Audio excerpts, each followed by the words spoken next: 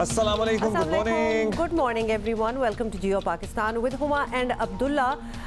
जिस तीसरी लहर की बात हो रही है कोविड की, वो जो नंबर्स आज हमारे सामने आए हैं, हमें लगना स्टार्ट हो गया है। वाकई बिल्कुल सही बात हो रही है, क्योंकि वो जो आमद की बात हो रही थी ना कि तीसरी लहर आ रही है, वो तीसरी लहर आ चुकी है। बिल्कुल। क्या रिपोर्ट हुए हैं? रिपोर्ट हुए हैं। पहले आपको बता दें कि 2 दिन पहले हम आप ही को बता रहे थे कि 1200 ऑलमोस्ट थे पॉजिटिव केसेस, अगर आप देख लें ओनली 2 डेज बैक। और आज है जी 2258 new positive cases reported in the past 24 से ज़ायद लोगों की 24 घंटों में अमवात हुई हैं बिकॉज़ ऑफ कोरोना वायरस। 53 लोगों की और वो जो खदशा जाहिर किया जा रहा था वो अब सर उठा चुका है। और अपने पर्सनल एक्सपीरियंस से, क्योंकि बिल्कुल मुझे अभी कुछ 4-5 दिन ही हुए हैं, 14 दिन मुकम्मल हुए हुए, और कुछ लोगों का और तजर्बा भी, कोरोना वायरस जितना फिजिकली आपको अफेक्ट करता है प्रॉबली उतना या उससे ज़्यादा आपको मेंटली अफेक्ट करता है। जैसे कि आपका ये डर रहता है सबसे पहले जब से बीमारी शुरू होती है कि आपने सबसे पहले तो ये ख्याल कि आपने किस किस को लगाया होगा, ठीक है, क्योंकि इनिशियली तो आपको नहीं पता होता कि एक बीमारी आपको लग चुकी है।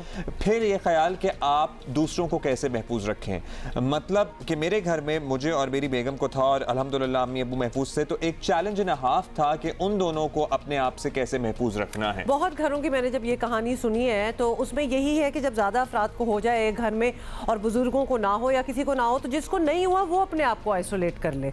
और आई थिंक आपके घर में भी ये हुआ कि अबू अम्मी ने अपने आप को बंद कर लिया अपने कमरे में, कोई दंदनाते नहीं फिर रहे थे, सब लोग अपने अपने हद तक ही आइसोलेटेड थे। लेकिन उसके बावजूद भी वो एक कांस्टेंट मेंटल टॉर्चर होता है कि कहीं अम्मी किसी चीज़ को ऐसी हाथ ना लगा लें जिसको हमने कंटेमिनेट किया हुआ हो, फिर वो बर्तन डिस्पोजेबल, और वो एक कंटिन्यूस प्रोसेस होता है जो 14 दिन में it takes a toll on your mental health. तो आपको ये बताने का मकसद ये है कि it is very much here, it's very serious. कल से अल्हम्दुलिल्लाह वायरस जो है अबव 60 को वैक्सीनेशन रादर वो लगाना शुरू कर दिया। आई पर्सनली नो समबडी जिनको लग भी गई है, और उन्होंने भी इसी तरह ये जो मैसेज करते हैं इसी तरह उन्होंने किया था। लेकिन एक और तो हम नंबर बता दें दोबारा से। बिल्कुल, आप अपना शनाख्ती कार्ड नंबर, जो भी 60 से अबव या 60 साल के अफराद हैं, शनाख्ती कार्ड नंबर बगैर किसी स्पेस के आप 1166 पे भेज दें। 1166, बल्कि अब मैं लिख रही हूँ तो बार बार बताएंगे, बिकॉज अब ये अमल स्टार्ट हो ही गया है। यू शुड टोटली इसका फ़ायदा आपने उठाना है।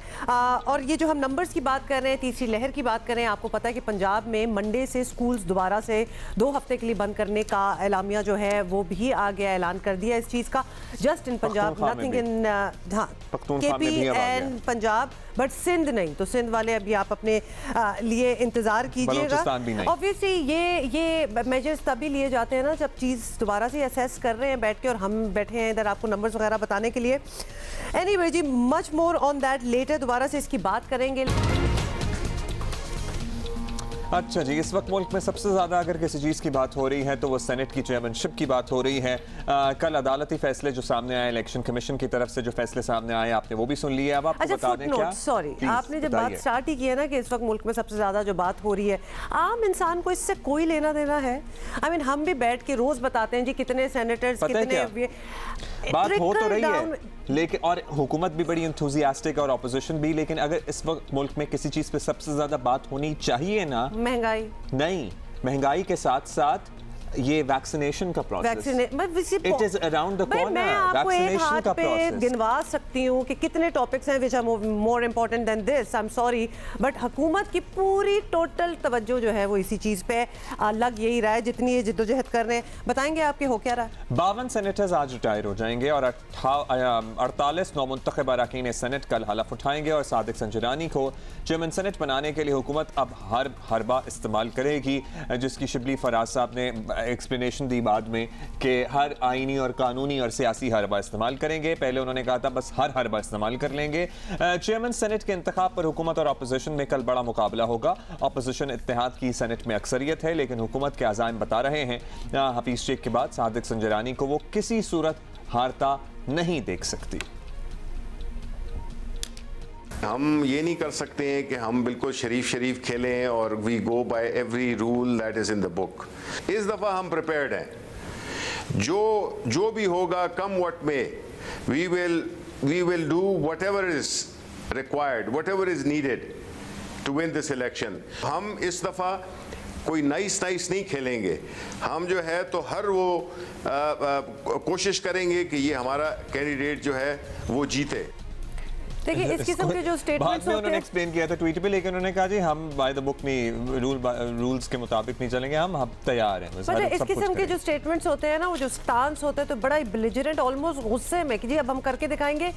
मतलब इन चीज़ों में कमिंग बैक टू इट, क्यों लड़ रहे हैं आप लोग? क्या हुआ? आवाम को देखें कि उनके क्या हालात हैं। Priorities are haywire here. Shibli Faraz के इस बयान को जो अभी आपने सुना है, पर इस बयान पर अपोजिशन का सख्त रद्द अमल सामने आया है, वो भी सुन रहे हैं। हम पूरी उम्मीद है कि लोग ज़मीर के मुताबिक बेहतर वोट देंगे। माजी में बहुत से काम होते रहे हैं, आज भी कोशिश की जा रही है उनको दोहराने की, लेकिन इंशाअल्लाह मुझे पूरी उम्मीद है कि लोग वोट देकर यूसुफ गिलानी साहब को इंशाअल्लाह फतह देंगे। पीपल्स पार्टी के रहनुमा सईद गनी का कहना था कि अगर हर हरबा इस्तेमाल करना है तो ये काबिल फ़ख्र बात तो नहीं है।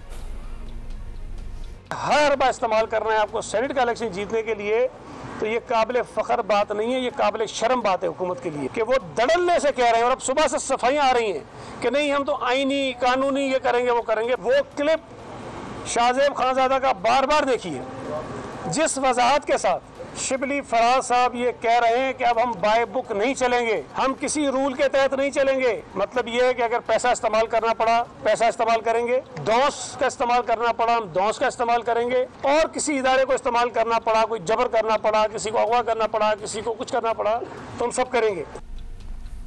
अच्छा अब ये सुनिए, अगले ही दिन शिबली फराज ने अपना बयान तब्दील कर लिया, लेकिन हुकूमत ने सादिक संजरानी की कामयाबी के लिए दिन रात एक कर रखा है। और पीटीआई ने इलेक्शन कमीशन में यूसुफ रजा गिलानी की कामयाबी का नोटिफिकेशन रोकने की दरख्वास्त दायर की, जो मुस्तरद हो गई। ये बात से बात समझ नहीं आई। और पीटीआई रहनुमा मलिका बुखारी ने फैसले को अवाम की नाकामी करार दिया। हमने तो इस्तदा की थी कि काले दाग को लगने से रोक लीजिए, लेकिन इलेक्शन कमीशन ने हमारी इस इस्तदा को नहीं माना। पाकिस्तान तहरीक इंसाफ नहीं हारे, आवाम जो है वो स्टे एप्लीकेशन जो है हार चुके हैं। हम कानूनी चाराजोई का हक रखते हैं।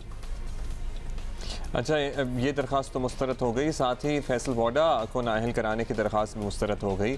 लेट्स सी कि आगे चलकर उस केस में क्या प्रोसीडिंग्स होती हैं, क्या समाअत होती हैं। तो वो भी एक टेस्ट केस था और है। इस्लामाबाद हाई कोर्ट से भी हुकूमत को मायूसी का सामना करना पड़ा। अदालत ने यूसुफ रजा गिलानी की कामयाबी के खिलाफ पीटीआई की दरख्वास्त नाकाबिल समाअत करार देकर खारिज कर दी। सेनेट में अक़लियत होने के बावजूद अगर सादिक संजरानी कामयाब हो जाते हैं तो हमेशा हाई मोरल ग्राउंड की दावेदार तहरीक इंसाफ अपना दिफा किस तरह करेगी? वैसे ये सवाल हमें शायद नहीं करना चाहिए अपना दिफा किस तरह करेगी, क्योंकि कर लेते हैं फिर ये लोग तमाम इस किस्म के मामलात में अपना दिफा अल्टीमेटली, और कोई ना कोई तौजीह और एक्सप्लेनेशन ले ही आते हैं। गिलानी साहब की नाअहली के लिए जो कोर्ट है वो जी लगी है 20 मार्च को, तो उसकी तब होगी बात। 22 को अब आगे उसकी प्रोसीडिंग्स होगी, लेकिन फिलहाल ये दरख्वास्त जो है। अच्छा जी, अभी हम आगे चलते हैं और हमें बात ज्वाइन किया, हमारे साथ मौजूद हैं रहनुमा तहरीक इंसाफ कमल शौज़ब साहिबा। कमल अस्सलाम वालेकुम, क्या हाल है आपका? इतनी सारी दरख्वास्तें आपने गिलानी साहब का नोटिफिकेशन रुकवाने के लिए डाली, लेकिन कामयाबी ना मिली, तो इलेक्शन कमीशन के फैसले के बाद तहरीक इंसाफ में मायूसी है, क्या सेंटिमेंट है, क्या सोच रहे हैं आप लोग? देखिए मायूसी तो कुफर का नाम है। जो लोग स्ट्रगलर्स होते हैं, मेहनत करते हैं, जद्दोजहद करते हैं, और जिनका मकसद ये है कि असल में हकीकत में एक तो इस जो इलेक्टोरल प्रोसेस है या जो निज़ाम है इसको ये साफ़ शफाफ हो, दूसरा जमहूरियत हकीकत हकीकी मानों में मुस्तहकम हो, ना कि ये कि यहाँ पे मौरूसियत जो सियासत के लिफाफों में लपेटी जाती है और ख़ानदानी लोगों की ग़ुलामियाँ की जा रही हैं। तो हम लोग तो वर्कर्स हैं, हम लोग तो एक सही मानों में डेमोक्रेसी लेकर आए हैं इस मुल्क में। मायूसी वगैरह हमने नहीं कभी ना देखी है और ना हम मायूस होते हैं। हमारी ट्रेनिंग की है इमरान खान साहब ने, जो कभी मायूस नहीं होते। एक फोरम से अगर रिजेक्ट हुई है तो और बहुत सारे फोरम्स हैं, हम सबका दरवाज़ा खटखटाएंगे और अपनी पूरी कोशिश करेंगे, अपनी जद्दोजहद करेंगे और अपनी आवाम का हम तो मुकदमा लड़ रहे हैं, जिनकी एस्पिरेशंस हैं, जिनकी ख्वाहिशात हैं कि आला ऐवानों में लोग जो है वो ट्रांसपेरेंसी के साथ और एक प्रॉपर शफाफियत के साथ आएँ और एक क्रेडिबिलिटी के साथ आएँ। अच्छा कमल साहब, आप ज़ाहिर हुकूमत का सबसे बड़ा टास्क ये है कि गिलानी साहब कल इलेक्शन ना जीत पाएँ। शिबली फराज साहब ने तो कह दिया, बाद में उसकी जो मर्जी एक्सप्लेनेशन दे, लेकिन he was very clear, black and white में उन्होंने कहा था कि हम बाय द बुक नहीं चलेंगे। ऐसा नहीं हो सकता कि हम बाय बुक ही चलते रहें और बाकी सब हरबे हम इस्तेमाल ना करें, अब तो करेंगे। अब अगर आपने भी यही करना है तो तहरीक इंसाफ और बाकी पार्टीज़ में क्या फ़र्क रह जाता है? फिर वो हाई मोरल ग्राउंड के दावे बाद में आई होप कि नहीं करेंगे अगर आप लोग ये सारे हरबे इस्तेमाल कर लेते हैं तो। देखिए जी, पहले तो मुझे ये जो हर हरबे को मिस इंटरप्रेट किया जा रहा है मैं उसको क्लियर बता दूं। प्राइम मिनिस्टर इमरान खान साहब की क्लियर इंस्ट्रक्शंस भी मौजूद हैं, उनकी ऑन रिकॉर्ड स्टेटमेंट्स भी मौजूद हैं, और जो हमारी एफर्ट्स हैं और वज़ीर आज़म इमरान खान की एफर्ट्स हैं प्लस पूरी पार्टी की एफर्ट्स हैं, वो सबके सामने हमने हर फोरम को इस्तेमाल किया। हम अमेंडमेंट भी लेकर आए 26वीं, हम इस सुप्रीम कोर्ट भी गए, हम ऑर्डिनेंस भी लेकर आए, और आपके सामने बाकियों का रवैया भी है। हमने तो कहा था कि ओपन आइडेंटिफाइबल जो बैलेट है वो होना चाहिए, लेकिन जो चार्टर ऑफ डेमोक्रेसी को बनाने वाले हैं, डॉक्यूमेंट्स को बनाने वाले रज़ा रबानी साहब, जिन्होंने 23वीं शिक में लिखा कि to prevent corruption and floor crossing के तमाम इलेक्शंस जो है वो इंक्लूडिंग सेनेट जो है वो शुड बी हेल्ड और उसमें ओपन आइडेंटिफाइबल बैलेट होना चाहिए। लेकिन अब आपने देखा कि जब हुकूमत गई है ओपन आइडेंटिफाइबल बैलेट के लिए तो उसके अगेंस्ट वो गए हैं कि नहीं होना चाहिए, और हिडन या फिर जो सीक्रेट बैलेट है वो होना चाहिए। तो सीक्रेट बैलेट की डेफिनेशन में हर हरबा जो है वही तो हम लेकर गए हुए हैं मुद्दा इलेक्शन कमीशन में, जिसको माना नहीं जा रहा है। तो इसलिए पहले तो ये एक आपका जो नैरेटिव है ये बिल्कुल गलत है कि पीटीआई जो है वो ऐसे कोई गलत काम करेगी। दूसरी बात ये है कि अगर मोहतरम गिलानी साहब के ऊपर नाअहली की तलवार तो पहले ही लटक रही है। दूसरी बात ये है कि जिस तरह के हारे हुए बयानात मरियम बीबी और बाकियों के आ रहे हैं, उससे आप अंदाज़ा लगा लेंगे वो वैसे ही नहीं जीतने वाले। चलें ठीक है कमल, अब ये भी बता दें कि फाइनली कि अब चूँकि अब वो कह चुके हैं और आप लोग सारे एक्सप्लेनेशन दे रहे हैं वो हर हरबा का क्या मतलब था, तो हमें तो समझ आ ही गया। तो अब हर हरबा इस्तेमाल होगा, पूरा जोर लगाया जाएगा, संजरानी साहब को कामयाब कराने की हर मुमकिन कोशिश होगी। तो ये पहले भी कामयाब कराने की कोशिश कामयाब होती रही है, बिल्कुल होती रही है, कोई ऐसी बात नहीं है, and we will not be surprised, it has happened in the past as well. तो ये सब ठीक है, दैट्स फाइन, लेकिन अगर वो हार गए तो फिर कितना बड़ा सेटबैक होगा, उसके बाद का भी वैसे ही प्लान भी क्या है? हार जीत तो इमैटीरियल है, लेकिन तैयारी पूरी करनी चाहिए, कोशिश पूरी करनी चाहिए। हरबे का मतलब ये है कि एक कैनवसिंग होती है, एक जिस तरीके से जिस तरह की यूसुफ रज़ा गिलानी और उनके बेटे ने की थी, वो हमारे यहाँ उसका बिल्कुल ना रिवाज है। अगर वो हमने चलानी होती तो हम हुकूमत है, हमारे पास जितने रिसोर्सेज हैं वो किसी इंडिविजुअल के पास नहीं हो सकते। अगर लोगों को पैसे ऑफ़र करके 10-10 करोड़ 5-5 6-6 करोड़ ऑफ़र करके वोट खरीदने होते और अपनी पार्टी से ही खरीदने होते तो फिर हमारे पास तो पूरा ख़जाना पड़ा हुआ था, हम बहुत कुछ दे सकते थे। तो इसलिए एक तो हमारे, मैं आपको बता दूं कि प्रिंसिपल स्टैंड है कि हमने कभी इस तरीके से लोगों को ल्योर नहीं किया, उनको इस तरह इंड्यूस नहीं किया जाता, ब्राइबरीज ऑफ़र नहीं की जाती हैं, लेकिन कन्विंस करना और उनसे वोट मांगना वो हक है। वो सादिक संजरानी साहब कल गए, आपने देखा JUIF के पास भी गए, वो सबके पास जा रहे हैं। बहुत शुक्रिया कमल साहिबा। लेकिन सवाल वही बात आ जाती है कि तो जब कमल साहिबा ने क्लियर कर दिया कि पैसे भी नहीं चलेंगे और आई होप तो चल क्या रहा है कि धौंस और धांधली भी नहीं चलेगी और फाइलें भी नहीं होंगी किसी के पास। तो देखिए संजरानी साहब जो लास्ट टाइम भी जिस तरह वो जिक्र कर रही थी कि पहले भी थे और नंबर्स तो तब भी पूरे नहीं थे और अभी भी पूरे नहीं है, हम आम आवाम बैठे हुए कैलकुलेशन कर रहे हैं, लिटरली पूरे हिज्जे करके देख रहे हैं कि किस तरह फिर आपके नंबर्स पूरे होंगे। संजरानी साहब का मामला जहाँ आता है ना, वो कोई ना कोई मिरेकल हो ही जाता है वहाँ पे। हमारे साथ मौजूद हैं रहनुमा पीपल्स पार्टी चौधरी मंजूर साहब, उनसे जरा बात कर लें। तो चौधरी साहब, यूसुफ रज़ा गिलानी को फतहयाब कराने के लिए अपोजिशन जमातें पूरा जोर लगा रही हैं। मुस्लिम लीग नून की जानिब से तो इत्तला दी गई कि उनके चंद सेनेटर्स पर दबाव भी है। पीपल्स पार्टी के लोगों से भी राब्ते हुए हैं किसी के? नहीं, देखिए ये दबाव तो होगा, दबाव तो अगर इस मुल्क का वज़ीर दाखिला ये कह रहा है कि आपने सिर्फ हुकूमत के ख़िलाफ़ नहीं, इस रियासत के ख़िलाफ़ भी इलेक्शन लड़ना है, एक तो वज़ीर दाखिला को अपने इस बयान की वजाहत करनी चाहिए कि क्या मतलब इसका, वो क्या कहना चाह रहे हैं। अगर इस मुल्क का कोई आम आदमी कहे तो और बात है, अगर वज़ीर दाखिला कहे तो और बात। लेकिन जितना भी दबाव आए, उस दबाव के बावजूद हमारे सारे मेंबरान और अपोजिशन के सारे मेंबरान अपनी जगह पर खड़े हैं और यूसुफ रज़ा गिलानी साहब जो हैं वो चेयरमैन सेनेट मुंतखब होंगे। अच्छा चलिए चौधरी मंसूर साहब ये भी बताइएगा कि फिलहाल तो गिलानी साहब का नोटिफिकेशन हो गया, लेकिन इलेक्शन कमीशन में उन पर एक संगीन केस खुला पड़ा है, तो ये तलवार लटक रही है, इट्स वेरी मच देयर। ऐसी सूरत में भी क्या गिलानी साहब का उम्मीदवार रहना मुनासिब है? ये मेरा ख्याल है कि कोई संगीन उनके खिलाफ नहीं है। उन्होंने क्या किया है? उनके बेटे पे एक इल्ज़ाम है कि उन्होंने लोगों को वोट ख़राब करने का, कुछ MNAs को कहा ख़राब करने। क्यों कहा?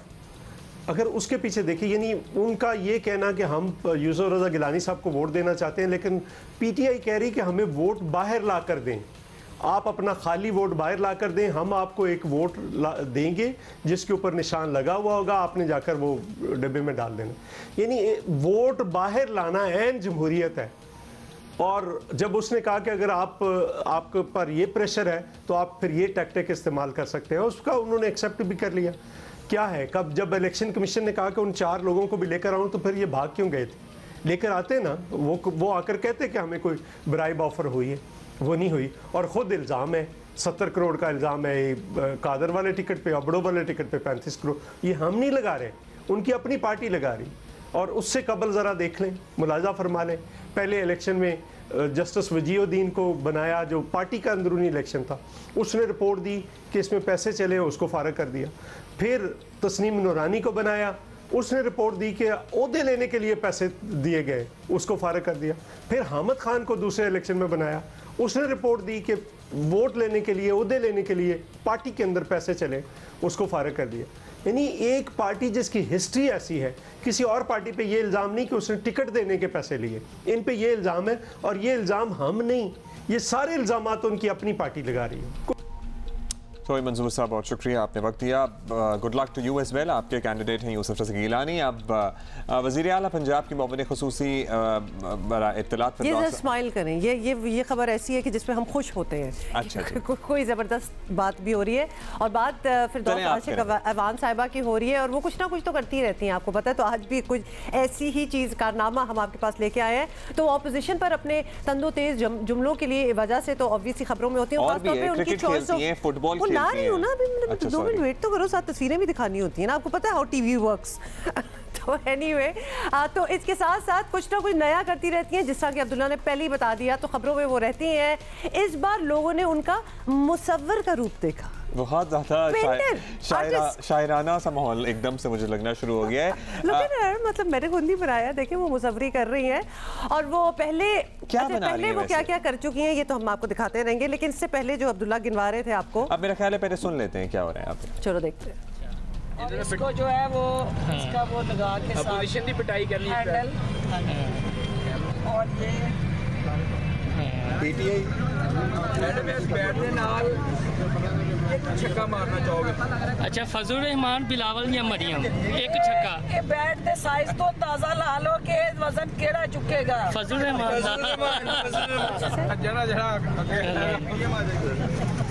बैट बनाया है गालिबन इन्होंने, और I wish the camera was more on her art.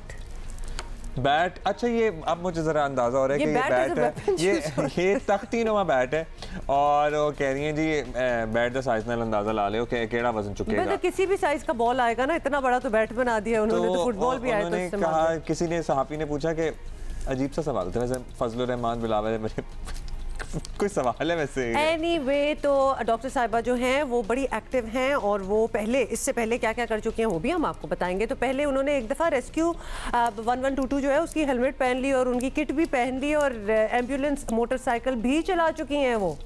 Do we have visuals? Here you go.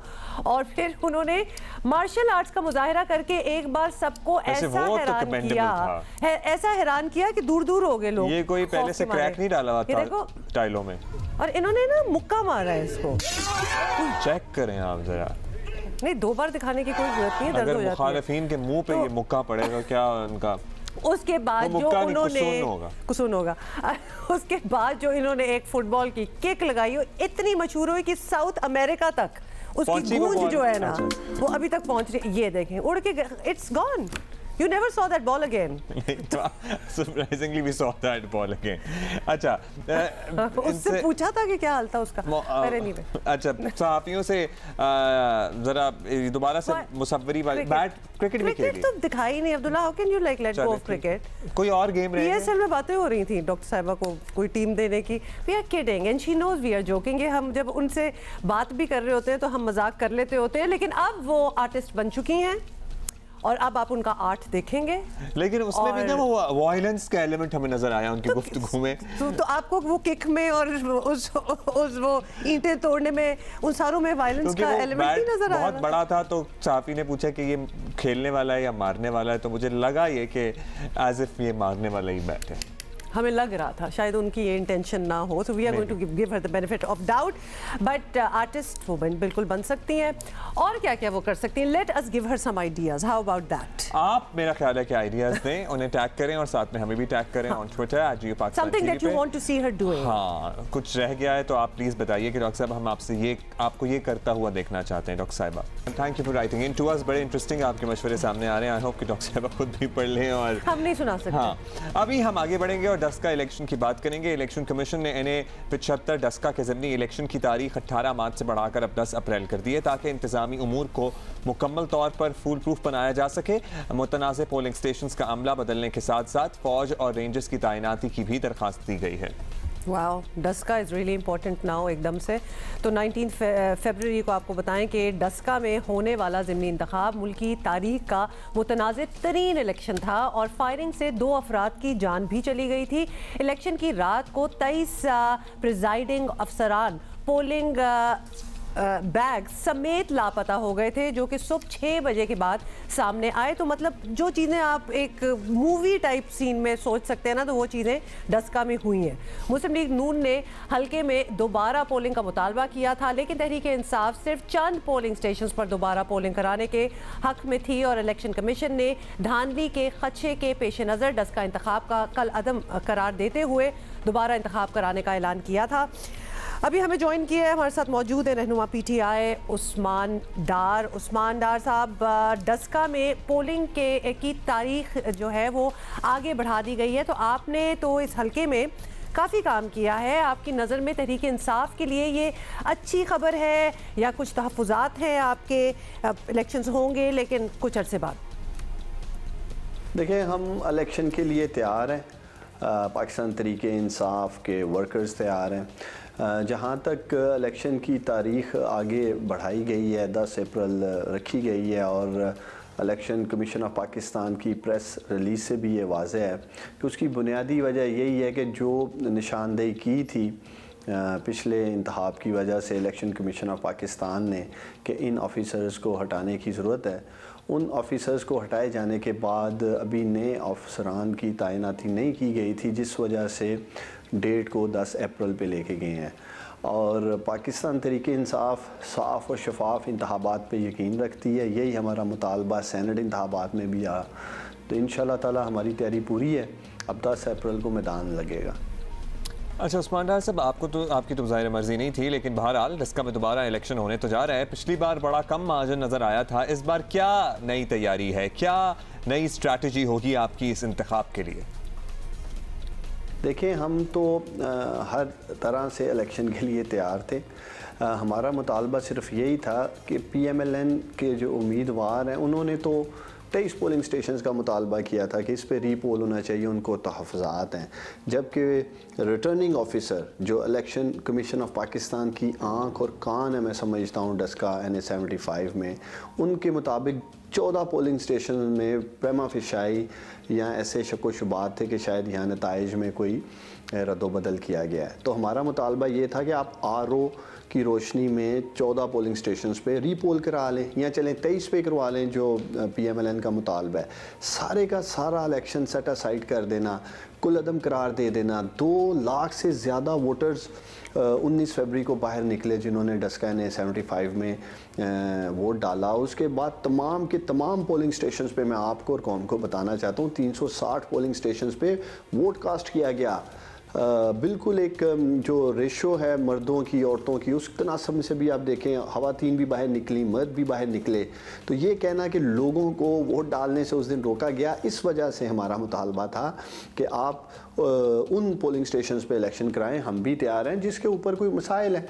अब देखते हैं सुप्रीम कोर्ट ऑफ पाकिस्तान में ये केस है तो सुप्रीम कोर्ट ऑफ पाकिस्तान क्या फैसला करती है। शुक्रिया जी। डॉक्टर साहब आपने सारी जस्टिफिकेशन तो दे दी, लेकिन इलेक्शन कमीशन आपकी बात नहीं मानी, और ये आप कैसे नजरअंदाज कर रहे हैं कि 23 प्रिजाइडिंग ऑफिसर्स गायब हो गए? वैसे किधर गए? धुंध में फंस गए थे। गायब ना कहें यार, धुंध में फंस गए थे, लापता हो गए थे मौसम की खराबी के मतलब जीरो विजिबिलिटी में थे। आई am not interested in anything else, I am interested कि ये गए किधर, क्या हुआ था इनके साथ। आपको याद दिलाएं कि ख़वातीन को खुद मुख्तार बनाने के लिए पिछले चंद सालों में बहुत से इक़दामात नज़र आए हैं, और उनमें से एक बहुत अहम चीज़ है विमेन ऑन व्हील्स प्रोग्राम, जो बहुत ही पॉपुलर हुआ।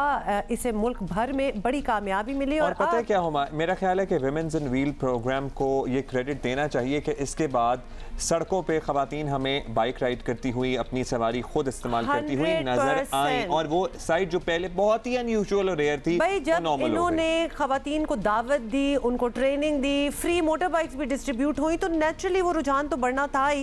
And this was the way to go about it, जो कि ऑफ कोर्स किसने किया? सलमान सूफी साहब ने किया। अब इस प्रोग्राम के तहत ख़वातीन को फूड डिलीवरी राइडिंग की तरबियत दी जा रही है, बल्कि सिंध पुलिस तो ख़वातीन एहलकारों को भी मोटरसाइकिल चलाने की तरफ ला रही है। सलमान सूफी अब एक और प्रोजेक्ट ला रहे हैं जिसके तहत ख़वातीन को बेकिंग की तरबियत दी जाएगी, और फिर उनकी तैयार करदा चीज़ें ऑनलाइन फरोख्त होंगी, और इस पूरे नेटवर्क को सिर्फ ख़वातीन ही चलाएंगी। सबसे बड़ी बात तो ये है, made by women, run by women. Salman Sufi delivered by women as well. Salman Sufi जो कि बानी है विमेन ऑन व्हील्स प्रोजेक्ट के, और ऐसे बहुत से एंडेवर्स जो हैं। आपको पता है कि कोविड के वक्त इनका एक पूरा नेटवर्क था जहां लोगों को ऑक्सीजन कितना मुश्किल हो गया था। पिछले साल आपको याद है कि ऑक्सीजन नहीं मिल रहा था। He was providing oxygen free of cost to deserving patients, और बल्कि इनसे तो हमने भी फ़ायदा उठाया, क्योंकि जब प्रॉब्लम किसी पे आती है ना तो फिर वो किसी पे भी आ सकती है। And Salman Sufi really proactively thinks for these things. Salman, क्या हाल है आपका, कैसे हैं? आपके नए प्रोजेक्ट की बात हो रही है। पाकिस्तान में ख़वातीन के हकूक़ के लिए पिछले चंद सालों में बहुत काम नज़र आया है, ख़ासतौर पर विमेन ऑन व्हील्स, जिसका भी हम जिक्र कर रहे थे।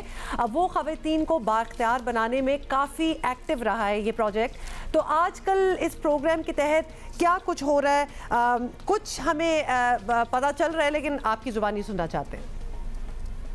हमारा जो नया प्रोजेक्ट है उसका नाम है द बुलांजरे। इट्स ये एक पेटिस्ट्री की एक बेकरी से आप बोल सकते हैं जो हम इंट्रोड्यूस करवा रहे हैं, जो कि ऑल फीमेल रन होगी।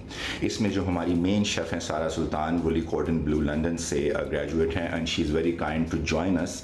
और इसका सबसे बड़ा जो ख़ास बात है कि इसमें हम लिटिल और नो फॉर्मल, कि किसी के पास कोई एजुकेशन भी नहीं है किसी खातून के पास, हम उसको ना सिर्फ फ्री ट्रेनिंग देंगे, उसको इधर ही जॉब प्रोवाइड करेंगे, बल्कि उसको ये अपॉर्चुनिटी देंगे कि जब वो ये हाई एंड पेटिस्ट्री जब वो सीखेंगी तो वो इस चीज़ के लिए उनको, अगर वो कोई स्कूल ज्वाइन करती हैं तो उसके बेइंतहा अखराजात होते हैं, लेकिन हम ये सर्विस उनको फ्री प्रोवाइड करेंगे। इसके अलावा जो हमारे प्रॉफिट्स होंगे, जो ऑनलाइन सेल होगी बुलांजरे की, उसके जो प्रॉफिट्स को जो शेयर है वो भी एम्प्लॉयज़ में और सलमान सूफी फाउंडेशन के अंदर री इन्वेस्ट कर दिया जाएगा।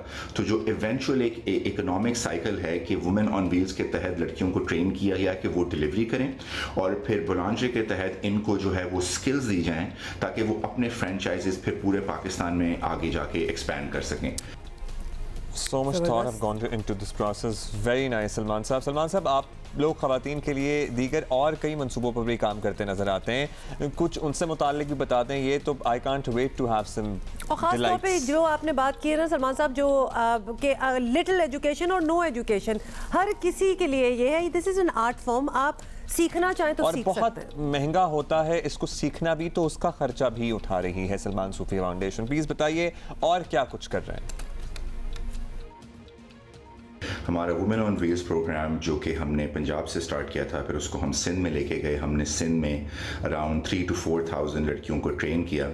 उसके बाद कोविड के दौरान ये प्रोग्राम थोड़ा स्टेप बैक हो गया, लेकिन हम इसको री एनर्जाइज कर रहे हैं। And I am happy to share this with you guys कि हम इंशाल्लाह ताला आपके इलेक्ट्रिक की जो फीमेल स्टाफ है, इंक्लूडिंग द मीटर रीडर्स, उनको हम वुमेन ऑन व्हील्स के ऊपर ट्रेन कर रहे हैं। उसके अलावा हम एक ऐसा बैच प्रिपेयर कर रहे हैं वुमेन राइडर्स का कि जो कि फिर फूड पार्टनर जैसी सर्विस के साथ गारंटीड उनको जॉब्स मिलेंगी और वो पाकिस्तान की फिर जो है वो फीमेल डिलीवरी की एक पहली टीम बनेगी जो कि एक प्रॉपर तरीके से एक ऑर्गेनाइजेशन के साथ अटैच्ड होगी। और जब ये सक्सेसफुल हो जाएगा तो इंशाल्लाह ताला फिर हम इस प्रोग्राम को लाहौर और इस्लामाबाद और बाकी शहरों में भी लेके जाएंगे ताकि हम वहाँ से भी लड़कियों को वुमेन ऑन व्हील पे ट्रेन कर सकें और फिर उनको कनेक्ट कर सकें जॉब्स के साथ। ज़बरदस्त, यानी एक आप प्रोजेक्ट कर रहे होते हैं और काफ़ी ज़्यादा जो होते हैं वो लाइंड अप भी होते हैं।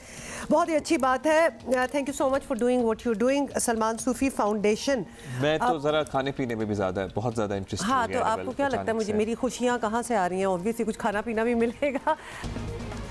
ऐसे विजुअल्स देख के ना एकदम से दिल हिल जाता है कि इम्पैक्ट बहुत होता है, क्या हो रहा है। बट एनीवे यही हमने सना फहद से पूछना है लेटर इन द शो। पहले स्कूलों की बात कर लें कि व्हाट इज़ गोइंग ऑन।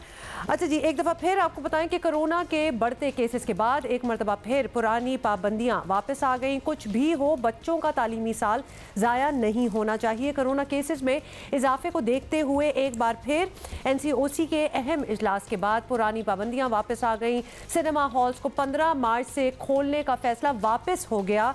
होटलों के अंदर खाने पर भी पाबंदी होगी और शादियों और दीगर इंडोर तकरीबात, इंडोर एक्टिविटीज समेत मज़ारात को भी खोलने का फैसला वापस ले लिया गया। यानी anything that you had heard earlier. ये क्या सोच के फैसले लिए गए थे? जब लिए गए थे ना तब भी मुझे हैरानी थी और तब वो सेकंड वेव ऑलमोस्ट चल रही थी। वज़ीर आज़म इमरान खान के मुआविन खुसूसी डॉक्टर फैसल सुल्तान ने इन पाबंदियों का ऐलान किया दोबारा।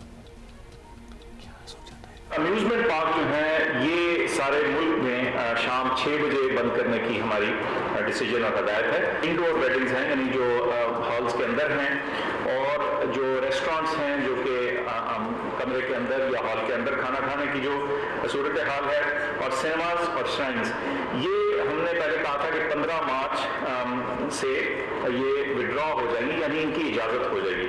लेकिन ये मौजूदा सूरत हाल देखते हुए एक्सपेक्टेड इन चीज़ों का स्टार्ट था उसको रोक दिया गया है।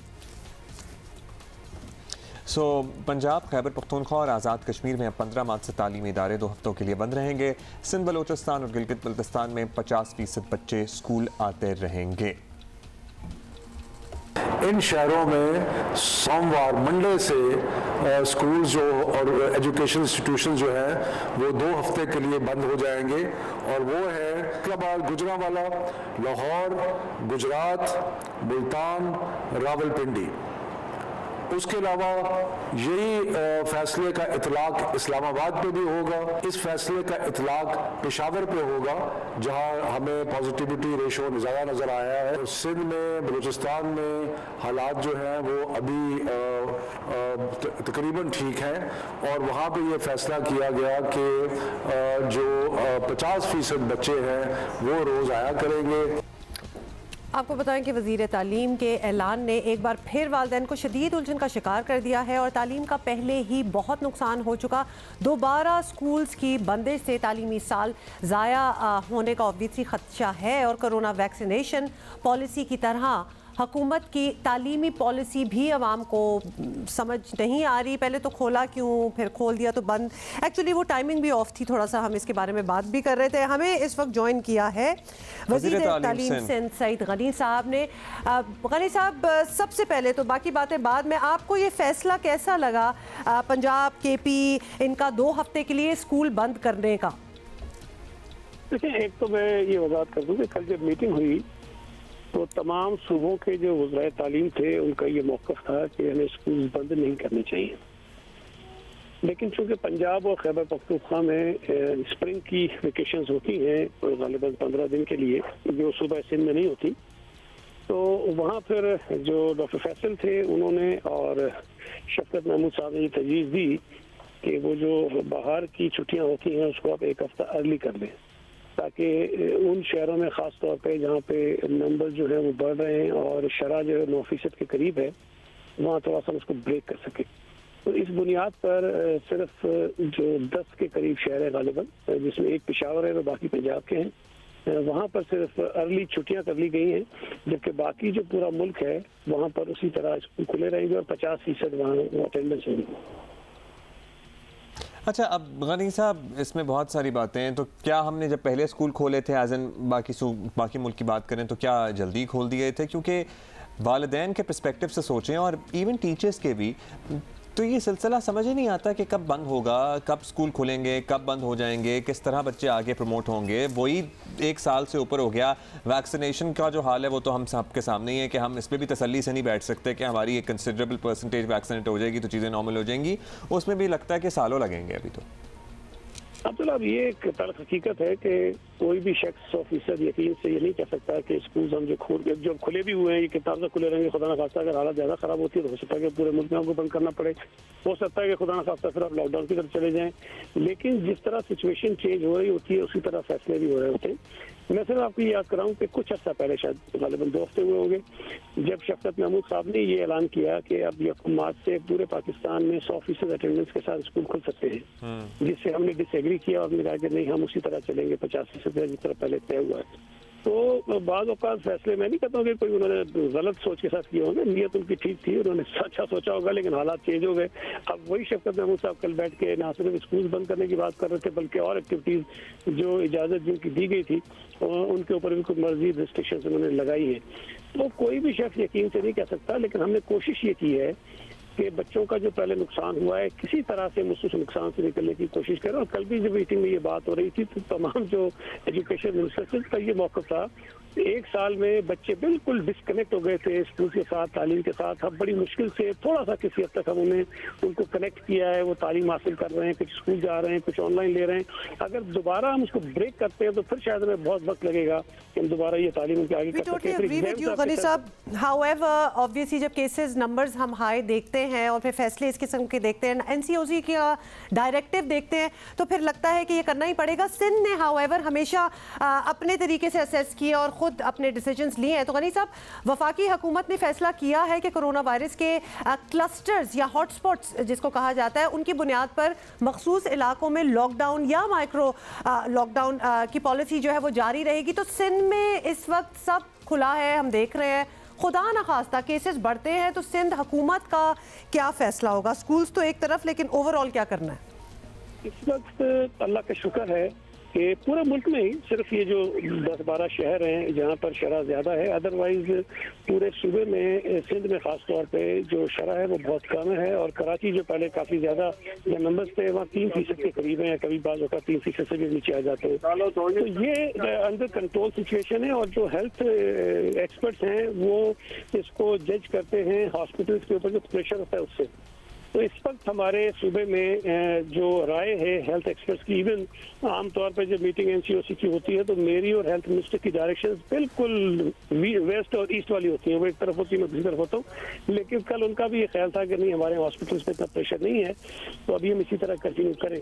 बाकी अगर खुदा न खास्ता हालात ख़राब होते हैं फिर तो डेफिनेटली आपको कुछ ऐसे स्टेप्स अभी क्विकली आप बता सकते हैं कि अभी जो एग्जाम्स का स्केड्यूल वगैरह है वो सब प्लान के मुताबिक ही चलेगा और सिंध में अभी 50% अटेंडेंस के साथ जो चल रहा है सिलसिला वो इसी तरह चलता रहेगा?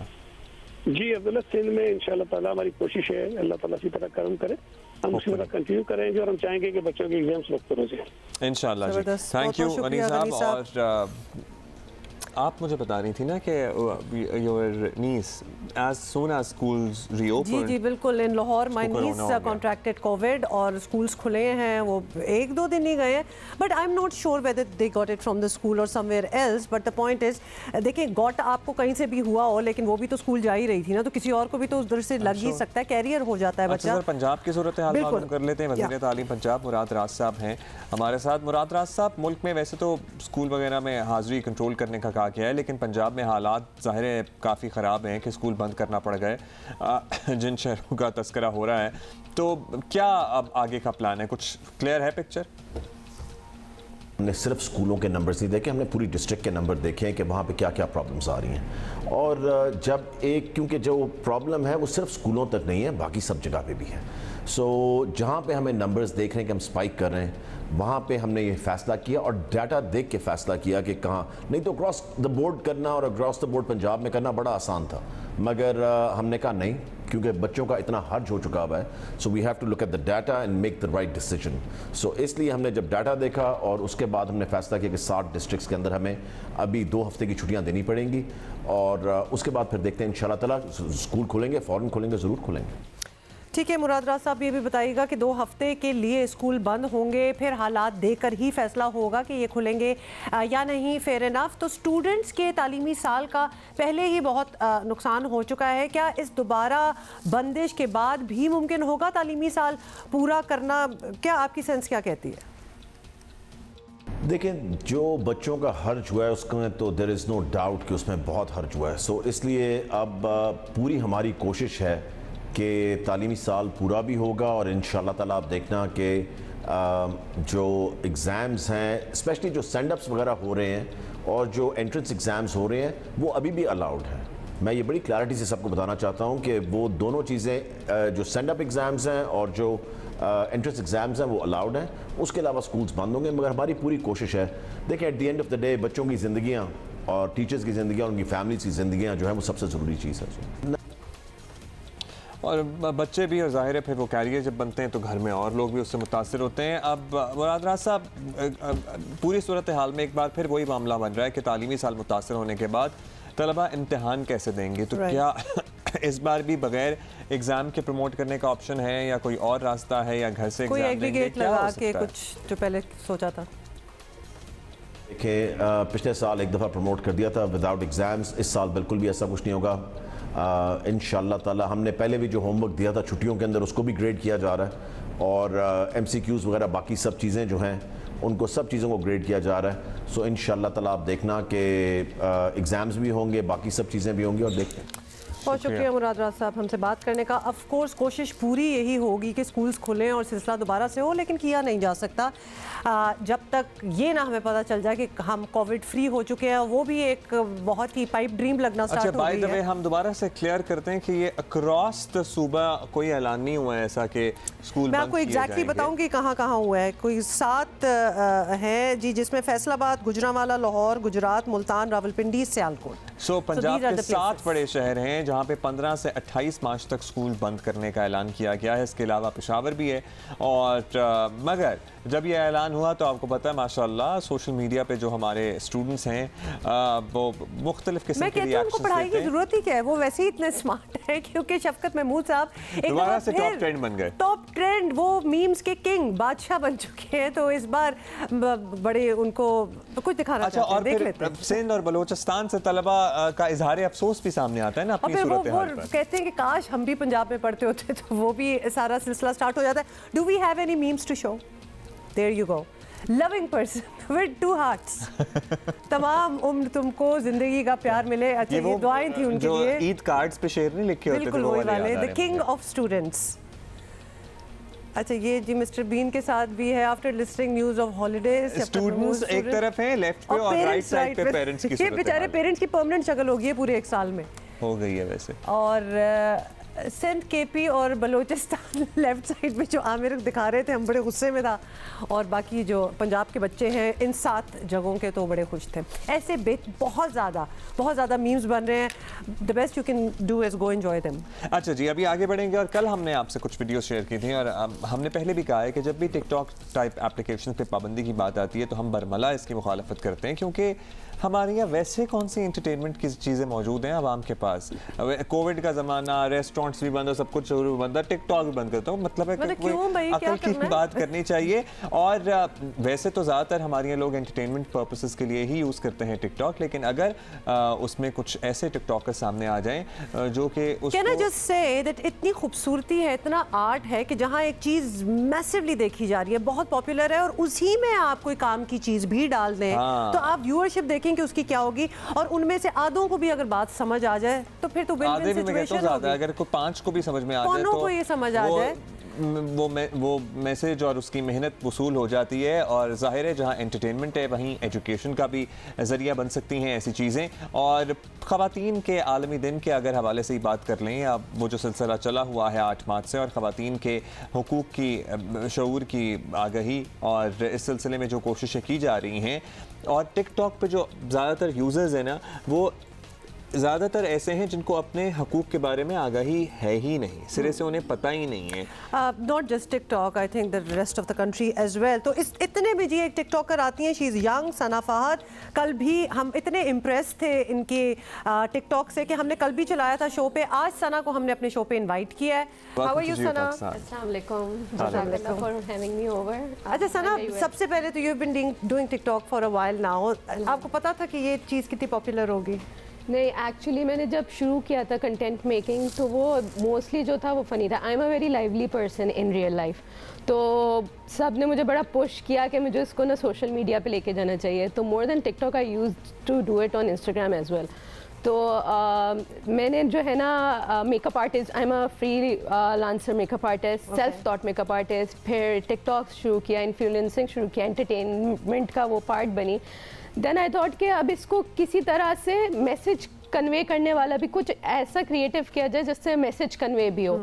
तो फिर मैंने अपनी वही क्रिएटिविटी को, मेकअप स्किल्स को और एक्टिंग स्किल्स को मैसेज बनाना शुरू किया, स्पेशली जो सोशल इश्यूज हम लोग फेस करते हैं। तो हाउ कितना ये करीब है आपके दिल से ये मैसेज देना कि ख़वातीन के साथ जो सलूक होता है अब उसको ख़त्म हो जाना चाहिए? ऑब्वियसली हमारा तो ये पूरा हफ्ता जो 8 मार्च के इर्द गिर्द मनाया जाता है उसमें भी यही मैसेज है। पूरे साल में हम तो मैसेज देने की कोशिश कर रहे हैं। क्या कोई ऐसा पर्टिकुलर इंसिडेंट था या फिर वैसे ही जनरली ये इश्यूज आपके? अगर आप देखें तो अब तो पाकिस्तान में पहले तो इन चीज़ों पे बात ही नहीं होती थी बिल्कुल ही ना, बहुत इसको सप्रेस्ड बहुत किया जाता था, कोई खुल के आता नहीं था। अब माशाल्लाह सोशल मीडिया की पावर से अब इतना वोकल हो गए हैं सब, इस बारे में इतना बात करने लगे, और ये वो सारे इश्यूज हैं जो डेली कोई ना कोई फेस करता है। Absolutely. तो वो आप छोटे तबके से लेके बड़े तबके तक देख लें, सबकी जिंदगी में कुछ ना कुछ इस तरह का रिलेटेबल रहता है। और ये जो टर्म्स है ना, मोटी, पतली, काली, गोल, ये तो हमने अपने इर्द गिर्द when we were growing up we have seen it all around. और नॉट ओनली, मैं ये कहती हूँ नॉट ओनली मेन, आपकी वुमेन जो है ना वो भी आपको कुछ ना कुछ कहीं ना कहीं इस तरह ना टॉन्ट इस तरह देती हैं, और आप ये नहीं समझते कि आप बोल देते हैं, लेकिन आप ये नहीं समझते कि आप कितना डैमेज पहुंचाते हैं उस टाइम पे। लेकिन स्पेशली ये वाली वीडियो जो थी ना मेरी, वो ये थी कि जो है आप कितना ही बोल लें, लेकिन अब जो वक्त बदला है ना उसमें हमें पता है, वुमेन को पता है कि किस तरह अपने आप को अब इन चीज़ों से बाहर निकलना। और माशाल्लाह निकलने के बाद फिर माशाल्लाह हमारी इतनी पाकिस्तान की वुमेन्स हैं जो अब इतना नाम रोशन करी है कि बहुत खुशी होती है। जी, तो आप जब इतना ज़बरदस्त कंटेंट क्रिएट कर रही हैं जिसमें मैसेज भी है, जिसमें एंटरटेनमेंट का एलिमेंट भी है, तो आपको टिकटॉक पे कैसा रिस्पांस मिलता है? क्योंकि वहाँ पे एट टाइम्स ऐसी चीज़ें फॉर यू में होती हैं जो कि मैं और हुमा कभी देख लेते हैं। मैंने पहले ना टिकटॉक बहुत लगाना शुरू किया, तो लेकिन उस पर ना आप जब कोई ऐसा कोई मैसेज देते हैं ना वो इतना हाईलाइट नहीं होता। अगर आप कोई ऐसी ऊटपटांग हरकत कर लें वो ज़्यादा हाईलाइट होती है। लेकिन फिर मैंने बोला अब एक जगह यूज़ करने से अच्छा है कि आप उसको मेजॉरिटी प्लेटफॉर्म्स पे डालें, लोग देखते हैं, लोग रिलेट कर पाते हैं और फिर आगे फॉरवर्ड करते हैं। लेकिन आपको कोई ऐसी फीडबैक मिली जिसमें people actually understood your message? I was surprise के मतलब लोग इतना रिलेट। मैं हर बार डालने से पहले थोड़ा सोचती थी कि मतलब इस पे कोई नेगेटिव व्यूज तो नहीं आएंगे, क्योंकि मेरा हमेशा पॉजिटिविटी की तरफ होता है कि मुझे पॉजिटिव रहना है, मुझे पॉजिटिविटी फैलानी है, मुझे कुछ ऐसा नहीं दिखाना जो लोगों को थोड़ा प्रॉब्लमैटिक लगे, थोड़ा मसला करे, ऐसा दिखाने जिस रिलेट करे। अच्छा, ये ऐसे दिखाने वाली जो आप बात कर रही है ना, no you have to be different from the rest. ये भी द होल आइडिया इज कि कौन वो करे जो किसी और ने ना किया हो। तो आपका जरा डिफरेंट भी था। There is a background song, you start off very happy, लेकिन फेस पे वो चीज़ें आ जाती हैं, फिर आप अपनी डिटर्मिनेशन से एक लुक आती है आपकी फेस पे जो कि आप कहती हैं कि मैं बिल्कुल नहीं, you know I am not going to deal with it. तो ये आइडिया कैसे आया? मतलब ये रिसर्च करना पड़ा, बनाना शुरू किया? बिल्कुल, जब एक सोशल इशू उठाते हैं ना उसके बाद फिर आपको उस पर थोड़ा रिसर्च करना पड़ता है कि आप वो फीलिंग्स भी दिखानी है आपको, फिर उसका म्यूजिक भी ऐसा रखना है जो बहुत रिलेट करे वीडियो का। आपने बस वीडियो बना दिया और म्यूजिक रिलेट नहीं करे। पर्सनल एक्सपीरियंस भी मेरा ख्याल है इन चीज़ों में शामिल होते हैं कि अगर इंसान के ऊपर ये सब कुछ ना हुआ हो मोस्टली, तो फिर वो एक्सप्रेशन आता नहीं आता। हम लोग कहते हैं, हम लोग बताते नहीं है, लेकिन देखा जाए तो बचपन से ही कुछ ना कुछ ऐसा आपके साथ हुआ होता है जो पहले आप नहीं बोलते थे और इतना वोकल नहीं थे, लेकिन आप बोलते हैं उस बारे में, लेकिन वो आपके दिमाग में रह जाती है कि अच्छा हाँ मैं भी उस चीज़ से गुजरी हूँ, मैं भी उस दौर से गुजरी हूँ, मैंने भी वो देखा है, ये चीज़ मुझे भी कितने लोगों ने बोला मोटी है। इनफैक्ट एक्सट्रीम केसेस में थेरेपी क्या होती है, कोई बचपन की चोट होती है, कोई बचपन की चीज़ें होती हैं, हर इंसान डिफरेंट होता है, कुछ बड़े स्ट्रॉन्ग होते हैं, कुछ बच्चे सेंसिटिव होते हैं, कुछ चीज़ें आपके साथ जुड़ जाती हैं और उसके साए में आप बड़े होते हैं, तो फिर वो थेरेपी होती है और आपको एम्पावर किया जाता है।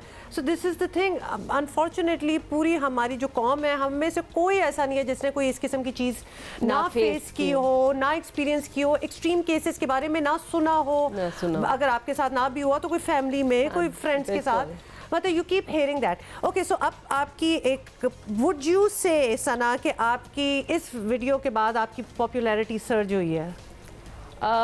पॉपुलैरिटी तो नहीं पता मुझे, लेकिन मैं बहुत खुश हूँ कि इस टाइप का मैसेज पुट फॉरवर्ड हुआ, तो अब जो है ना मजीद मैंने सोचा हुआ है कंटेंट, मैं तो ये सोच रहा था मजीद कंटेंट बनाना भी तो मुश्किल काम है ना। अब मैंने 2-3 टॉपिक्स इतने सारे मेरे पास थे, लेकिन उनको एक लाइन में लगाना, और मैं ये नहीं करना चाहती ना कि मैं सिर्फ सीरियस कंटेंट पे बात करूँ और फिर वो लोग देखना छोड़ दे, तो मैं कोशिश करती हूँ थोड़ी फनी वीडियोस भी साथ साथ चलती रहे, थोड़ा मेकअप वीडियो बैलेंस रहे, ताकि लोग समझे, ये ना हो कि लोग बस फॉरवर्ड कर दें, बस देखे भी ना और आगे कर दें।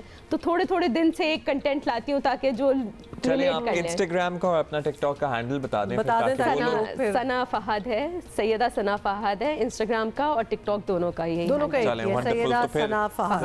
हम आपको फॉलो करेंगे, देखेंगे कि आप क्या कंटेंट बनाती हैं। Thank you so much Sana for coming here and keep doing what you are doing. जबरदस्त काम। हम तो ऑलरेडी इनसे इम्प्रेस थे, इसलिए हमने आपको कल दिखा दिया था, but we wanted to meet the face behind that कि ये कौन है जो ये सोच रही है। So this is Sana. अच्छा जी, वैसे तो पूरे मुल्क में कुछ मौसम भी चेंज होता है ना, तो इन्फ्लुएंजा और वो सीजनल फ्लू वगैरह का सिलसिला भी शुरू हो जाता है, लेकिन इस्लामाबाद में तो चीज़ें ज़रा ज़्यादा ख़राब हो जाती हैं। और कोरोना में उसे मिक्स हो जाना, वो और टेंशन हो जाती है कि पता ही नहीं है कि कोरोना है, कि एलर्जी है, कि फ्लू है या क्या है, वायरल है।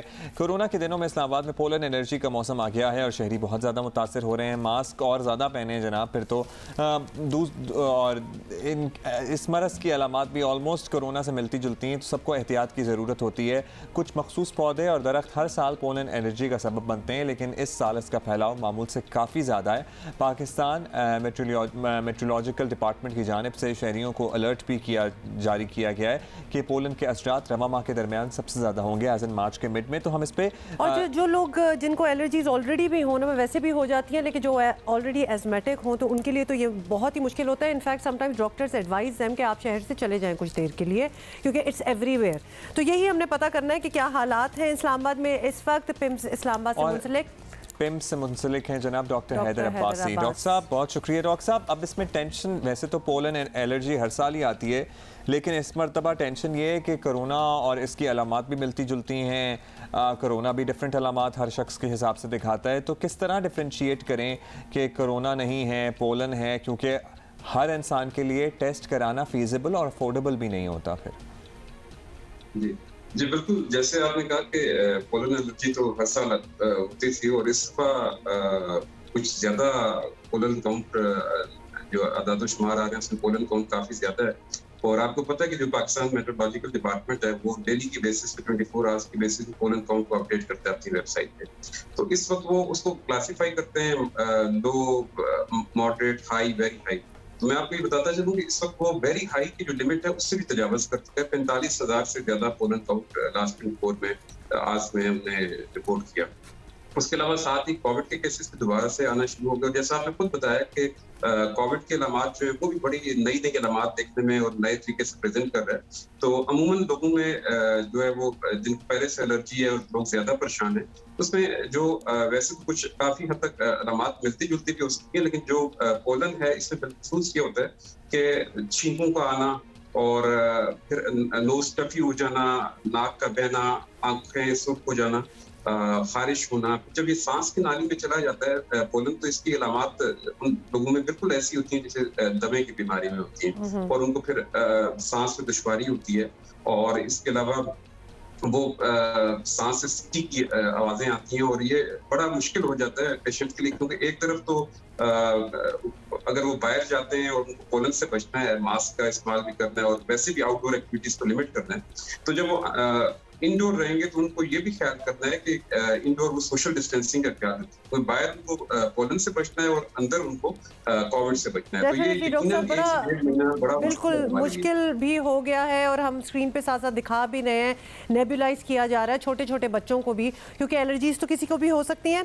अब ये बताइएगा कि ऑलरेडी जो आवाम कोशिश तो यही है कि पिछले पूरे साल से मास्क पहन रहे हैं, अब ऑब्वियसली बहुत से लोग नहीं भी पहन रहे, तो मास्क आपको कोविड से बचाव तो कर रहा है, तो एलर्जी से भी बचाव करता है मास्क, और इसके अलावा और भी कुछ चीज़ें आप अगर कर सकते हैं अपने आप को पोलन एलर्जी से स्पेसिफिकली बचाने के लिए तो वो भी बता दीजिए। जी बिल्कुल, जैसे एक तो मास्क का इस्तेमाल करना है सब लोगों ने, और इसमें पोलन की वजह से कि जो 1 से 1.5 महीने का हमारा टाइम है जो मिड ऑफ अप्रैल तक, ये बड़ा क्रूशियल होगा और इसमें बहुत ज्यादा एहतियात करनी होगी। आउटडोर एक्टिविटीज में जैसे मैंने बताया लिमिट करना होगा, क्योंकि ये पोलन जो है ये जो हमारे दरख्त हैं जैसे यूकलिप्टस है या ये खासकर पेपर मलबरी है जो कि काफी ज्यादा है इस्लामाबाद में, इनसे पोलन ग्रेन्स रिलीज होते हैं और वो हवा में मुहल्लक रहते हैं, और जब हम बाहर जाते हैं और सांस लेते हैं और बिल्कुल दरख्तों के करीब जाते हैं तो वो हम इनहेल कर लेते हैं, फिर ये हम अपने स्किन पे, अपने बालों पे, अपने इवन कपड़ों पे ये कैरी करते हैं, और जब हम घर जाते हैं तो ये हम अपने साथ कैरी करते हैं। तो जहाँ हमने कोविड की लिए हमने एहतियाती तदाबीर करनी है, वहाँ साथ ही हमने एक तो बाहर की लिमिटेड जो एक्टिविटीज है उनको लिमिट करना है। जब बाहर से आए तो बात लें, अपना शैम्पू करें अपनी, ताकि आपकी जो जल्द पे जो बालों पोलन ग्रेन आपने कैरी किए हैं वो आपके साथ आप घर में ना बाकी लोगों को दें। इसी तरह आप अपने जो घर में सफाई का बहुत ख्याल रखेंगे। फिर जिन लोगों ने पेट्स रखे हैं उनको भी बड़ा मुताबिक होना पड़ेगा कि जब पेट्स बाहर जाते हैं तो वो जब वापस आएंगे वो भी इसको कैरी करेंगे। फिर आप जब सफर कर रहे हैं, गाड़ी चला रहे हैं, तो अपने जो शीशे हैं उनको बंद रखें, घर में तो खिड़कियों को बंद रखें। लेकिन मैं ये बताता चलूं कि सबको नहीं होता, बल्कि जिन लोगों को एलर्जी है कोविड के लिए तो सब लोगों को खतरा है, लेकिन पोलन में जो लोग पहले से एलर्जिक हैं, जो सेंसिटिव हैं या हसास हैं, जिनको हर साल ये होता है, उनमें ये ज्यादा मसला है। और इसके अलावा फिर उनको और भी जिसको पहले ही अगर एलर्जी का मसला है, कोविड का भी रिस्क है, तो ये बड़ी परेशान कौन सूरत हाल हो सकती है। वेरी क्विकली बहुत से लोग हैं जो करते हैं उनको बिलखसूस अवॉइड करना होगा। जी डॉक्टर साहब वेरी क्विकली, शॉट्स भी तो होते हैं एलर्जी की, किसी किस्म की भी कोई हो रहा हो आपको, तो आई नो पीपल जो कि कुछ देर पहले जब उनको पता हो कि जी मौसम आ रहा है तो वो ऑलरेडी अपने आप को इम्यूनाइज करा लेते हैं, शॉट्स लगवा लेते हैं, टीके लगवा लेते हैं। पोलन एलर्जी में ऐसी चीज़ काम करती है? जी बिल्कुल, बड़ी इंपॉर्टेंट बात आपने की कि जो लोग एलर्जी के टेस्ट करवाते हैं और शॉट करवा लेते हैं वो तो जरूर कराएं, लेकिन पोलन एलर्जी में आपको सबसे ज्यादा इंपॉर्टेंट चीज एहतियात है, क्योंकि सिर्फ दरख्तों से नहीं, फिर ग्रास से भी और बहुत सारे और भी सोर्सेज हैं, तो इसके लिए एहतियात जो है सबसे ज्यादा इंपॉर्टेंट है। चलें, thank you so much. Doctor Haider Abbasi हमारे साथ पिम्प से मौजूद थे और बड़ा प्रिसाइसली उन्होंने बताया कि किस तरह से आपने अपने आप को बचा के रखना है। बॉटम लाइन ये है एहतियात, भाई जितनी बीमारियां हैं ना दुनिया में एहतियात, अब जब हो जाएगा तो वो मसला होगा, उससे पहले ही अपने आप को रोकने की कोशिश करें। मास्क सभी भी बड़े इफेक्टिव हैं और ये तो एनवायरनमेंट में है, ये पोलन तो अपने आप को बस बंद ही रखें, करीब न जाएं, आउटडोर एक्टिविटी कम करते हैं। वो लोग जो एलर्जिक हैं इससे पर्टिकुलरली। पाकिस्तान समेत दुनिया भर में आज गुर्दों के आर्ज़े का आलमी दिन मनाया जा रहा है। दिन मनाने का मकसद गुर्दों की सेहत के बारे में आवाम को आगाही फराहम करना है। और किडनीज से मुताल्लिक आपको बताएं कि हर साल मार्च के दूसरे हफ्ते में जुमेरात के रोज़ दिन मनाया जाता है। पाकिस्तान में 1 करोड़ 70 लाख से ज़ायद अफराद गुर्दों के मुख्तलिफ आर्ज़ों में मुब्तला हैं। और 1 crore 70 lakh, please stress on the figure. और पथरी तो बहुत ही आम सी बात है ना, नौजवानों में हो जाती है। फिर ज़ियाबतीस, हाई ब्लड प्रेशर, खून की शरियानों से मुताल्लिक बीमारियां, मोटापा भी गुर्दों के अमराज की बड़ी वजह बनता है। So take care of your kidneys और इसका एक अहम और आसान तरीका पानी पीना है। पिए, बहुत पानी पिए। और जब आप भूल जाते हैं ना, मतलब अपना एक टारगेट बना लें। अब तो फ़ोन्स में ऐप्स आ जाते हैं जो आपको रिमाइंड करते हैं कि पानी पीना है, बिकॉज ये कभी इशू हो जाता है लोगों को। अभी तो चलो गर्मियाँ आ गई, प्यास इतनी लगेगी, ये पानी होपफुली ज़्यादा इंटेक होगी। खुदा न खास्ता गुर्दों का आर्ज़ा आपको लाहक हो गया तो आपको पता है फिर आपका पानी का इंटेक तक लिमिटेड हो जाता है, क्योंकि योर गुर्दास कांट प्रोसेस दैट पानी। फिर क्वालिटी ऑफ लाइफ कॉम्प्रोमाइज़ हो जाती है, मतलब इतनी चीज़ें और हो जाती हैं। तो अभी से प्लीज़ टेक केयर। और ख़ासतौर पर हमारे मुल्क में ये इशू है। सो करोड़ों लोग जो हैं, जिस तरह के बताया 1 करोड़ 70 लाख, उनके ऑलरेडी इश्यूज़ हो रहे हैं। Please take care of yourself.